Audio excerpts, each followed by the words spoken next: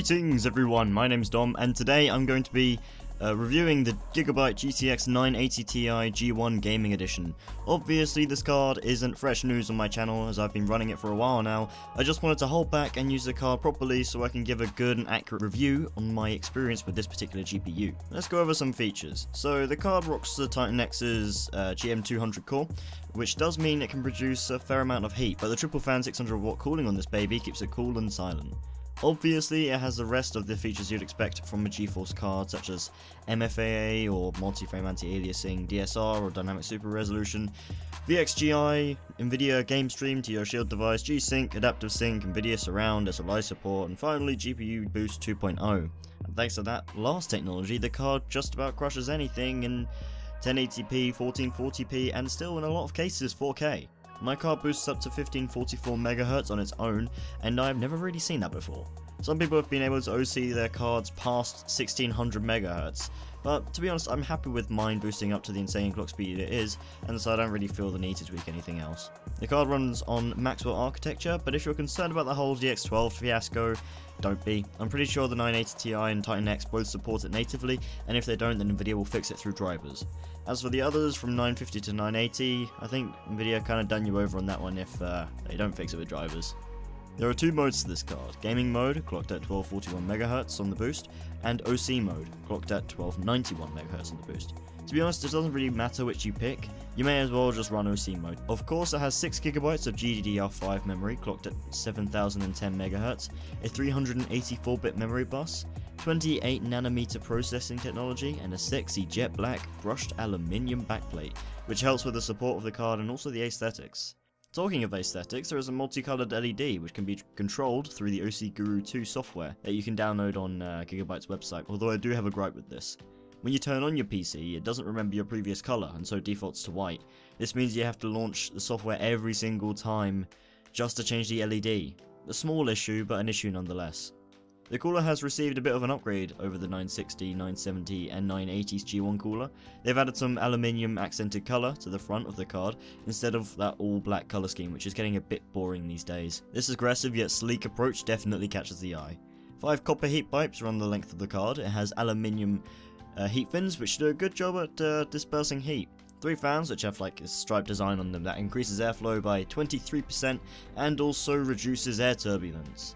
Dual 8-pin connectors power this beast, which helps with overclocking and overvolting, and of course, it has SLI fingers on the side. The card is pretty long, although I didn't really have any problems installing it in my case. It does have 2 buttons on the card which do the exact same thing, yet are labelled differently, which is a little bit weird, but they do glow white and don't really take away from the colour scheme. It's a bit silly that they put these buttons on here as you would have to take off your side panel to access them, but hey, whatever Gigabyte, better to have it and not need it than to need it and not have it. My personal experience with this card was a little bumpy at first, but it leveled out over time. Let me elaborate a bit on this. When I first got the card, it looked so nice and I just couldn't wait to get it into my PC.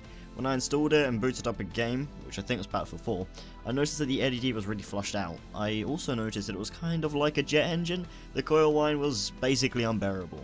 Annoyed and unsatisfied with my purchase, I did some research. I saw this one post of a guy who said that he got rid of it by leaving it running on a game menu with over like 2000 FPS for a few hours, and then when he came back it had gone. I didn't fancy waiting, so I just used the card for a few weeks with things like rendering, gaming and such, and after about 2 weeks it had gone completely. The reason you'll see a bunch of people reviewing it saying there's coil whine issues is because they will be reviewing it a day or a few days after they receive the card. I mean, come on, obviously there's going to be coil whine. It's a card that costs 600 quid for God's sake. Don't worry about the coil whine, but as for the LED, if you're getting it for the white LED, just don't. It has a mixture of all colours being red, green, blue, pink, purple, teal, yellow and of course white. I would recommend the reference design then. With some sandpaper, scratch off the green filter on the GeForce logo. There are some tutorials on how to do it. The other colours, however, look really nice. I have mine set to green and it matches my Kraken X61 and my H440 admirably. Got a black and green colour scheme going on there. Honestly, it really does look nice. The card sags a little bit, but this is because it's pretty heavy. But if you put your PCIe power connectors underneath it to support the card, it holds it up and removes any sag and actually looks really tidy. Win-win. But Dom, come on, that's enough of features. How does it game? Well, let's find out, shall we?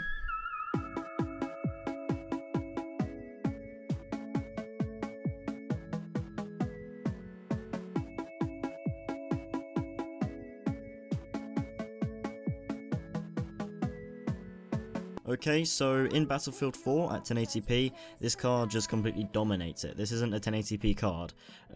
At 1080p, at max settings, we are getting 160 to 180 and sometimes to 200. You can actually remove the FPS cap in this game with the command. I just didn't really do it in this video. If you do though, it does reach near 250 and sometimes beyond that, which is absolutely insane.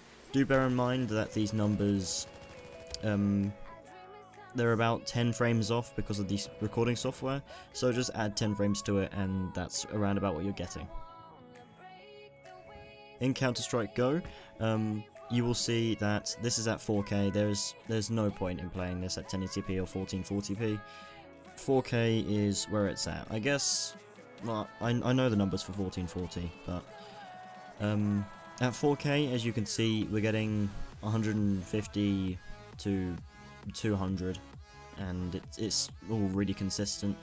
Again, this is all at max settings, and there's also a few forced anti-aliasing options in the NVIDIA control panel, so it really is maxed out to beyond the game's extent.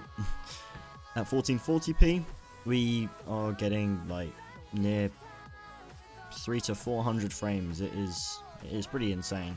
And 1080p, well, you're not going to buy this card and do 1080p gaming, that's just stupid. The Witcher 3, now this game is a little bit unoptimized. The port wasn't actually too bad, but I mean, the frame rate isn't too great. At 1080p, we're getting around 80 to 90. Lowest, I think, was in the 70s. At 1440, it ran 60 FPS solid, however, I did not do any tests at 1440 because simply my recording software is just bugged on that game.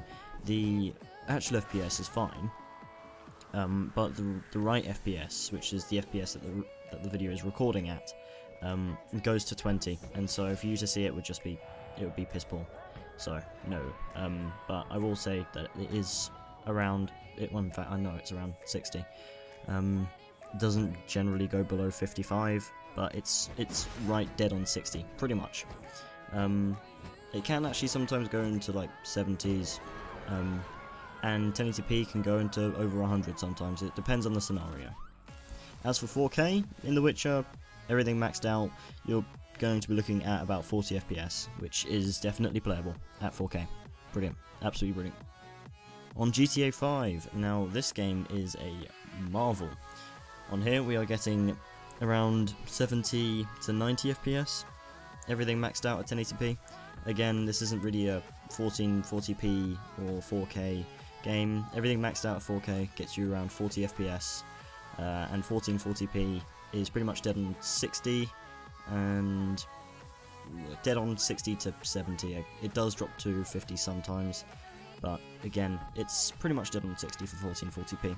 The performance is pretty much similar to The Witcher 3, which isn't too bad. If you want to see Mad Max, then I will put a video up on screen now for you to go check that out. But that about wraps up this review for the GTX 980Ti G1 Gaming Edition by Gigabyte. If you did enjoy this video, then do show your appreciation by tapping that like button. My name is Dom, and I'll see you guys in the next one. Bye everyone.